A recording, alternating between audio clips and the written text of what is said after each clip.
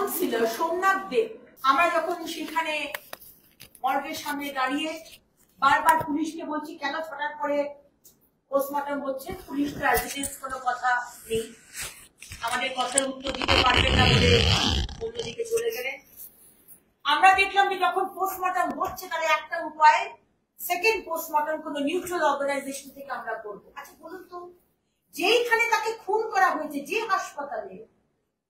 হাসপাতালে তাকে অত্যাচার করে অর্ধনগ্ন দেহ সারা বডিতে ক্ষত বিক্ষত, সেই হাসপাতালেই আপনি পোস্টমর্টম করছেন? এটা কোথাকার নিয়ম? বাবাকে ফোন লাগানো হলো, বাবা বললেন আমি টালা থানায় বসে আছি। বাবাকে জিজ্ঞেস করলাম বাবা মা কোথায় আছে? বলে মা ওইখানেই আছে। মায়ের ফোন সুইচ অফ। আমাদের ডাক্তারদের বলছি কোথায় মাকে কি দেখেছে? বলছে না আমরা শুনেছি আছে, কিন্তু কোথায় আছে আমরা জানি না। বেশ কিছুক্ষণ বাদে আমরা জানতে পারলাম যে আরজিকরের একটি বিল্ডিং এর 4 তলায় তার মাকে রাখা হয়েছে। আমরা সেই বিল্ডিং এ হন্তদন্ত হয়ে গেলাম এবং গিয়ে, আমি তো চিনি না তখন সোমনাথ দেবকে, দেখলাম উনি দাঁড়িয়ে রয়েছেন এবং তার সাথে কিছু কলকাতা পুলিশের অফিসার মাকে ঘিরে। আমি মাকে গিয়ে বললাম মা আপনাকে কিন্তু একটা কাজ করতে হবে, আপনি কিন্তু সই করবেন না, কোনো পেপারে আপনি সই করবেন না, আর যদি আপনাকে যদি একটাই আমি আপনাকে বলছি যে প্রিজার্ভ যদি করতে হয় আপনার সই লাগবে, আপনি কিন্তু প্রিজার্ভ করুন বডিটাকে।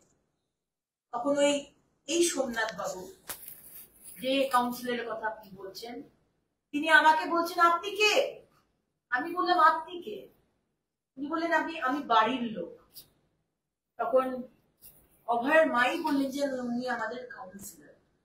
আর তারপরে সেই কাউন্সিলর সোমনাথ দেব, উনি অভয়ের মাকে আর কিছু কলকাতা পুলিশের অফিসার তাকে জোর করে ওখান থেকে নিয়ে বলুন আমাদের স্টেটের ওপর পুরো বিশ্বাস আছে, আপনি রাজনীতি করার চেষ্টা করবেন না, আমাদের স্টেটের ওপর পুরো বিশ্বাস আছে। এই কথাটি সোমনাথ বাবু সেদিন বলেছেন। মাকে নিয়ে নিচে নিয়ে চলে গেলেন। তারপরে তো আমরা গিয়ে দেখি গাড়িতে, হাঁস গাড়িতে বডিতে তুলে দেওয়া হয়েছে। আমরা হাঁস গাড়ির সামনে আমরা বসে পড়লাম যে গাড়ি আমরা যেতে দেবো না, কারণ আমরা বুঝতে পারছি যে হাত থেকে বেরিয়ে যাচ্ছে।